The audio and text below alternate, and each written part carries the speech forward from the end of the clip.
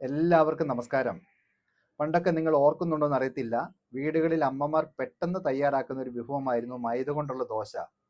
മൈദ കുഴച്ച് അതിലേക്ക് അല്പം തേങ്ങ കൂടി ചിരണ്ടിയിട്ടിട്ടായിരുന്നു അമ്മമാർ ഈ ദോശ തയ്യാറാക്കിയിരുന്നത്. സായിപ്പിന് തേങ്ങയില്ലാത്ത ഈ മൈദ ദോശ ക്രെപ്സായി. അല്പം കൂടി കട്ടി കൂട്ടി കള്ളപ്പം പോലെ ചുട്ടെടുത്താൽ പാൻ കേക്കും. ഇവിടെ ഒരു പാൻ കേക്കിന്റെ റെസിപ്പിയാണ് ഞാൻ നിങ്ങളുമായി പങ്കുവെക്കുന്നത്. ഇതിനായി മൈദയും ഉപ്പും പഞ്ചസാരയും പാലും മുട്ടയും അല്പം ബേക്കിംഗ് പൗഡറും വാനില എസൻസും കൂടി കലക്കി ദോശമാവ് പോലെയാക്കിയെടുത്ത് നല്ല കട്ടിയിൽ കള്ളപ്പത്തിന്റെ വലുപ്പത്തിൽ ചുട്ടെടുക്കണം. ചൂടോടെ വിളമ്പാവുന്ന ഈ പാൻകേക്കിന് മുകളിൽ അല്പം തേനോ മേപ്പിൾ സിറപ്പോ ഒഴിച്ച് കഴിക്കാൻ ആർക്കാണ് ഇഷ്ടമില്ലാത്തതല്ലേ?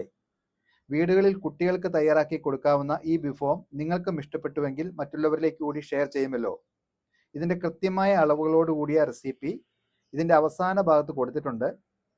വീഡിയോ പോസ്റ്റ് ചെയ്ത് സ്ക്രീൻഷോട്ട് എടുത്ത് റെസിപ്പി ഉപയോഗിക്കാം. ഇത്തരം റെസിപ്പികളും അറിവുകളും നിങ്ങൾക്ക് ഇഷ്ടപ്പെടുന്നുവെങ്കിൽ എൻ്റെ ചാനൽ സബ്സ്ക്രൈബ് ചെയ്യുവാനും പേജുകൾ ഫോളോ ചെയ്യുവാനും ഓർക്കുമല്ലോ. എല്ലാവരിലേക്കും സന്തോഷം നിറയട്ടെ. ഒത്തിരി സന്തോഷത്തോടെ, ഷെഫ് എമിൽ ഫിലിം.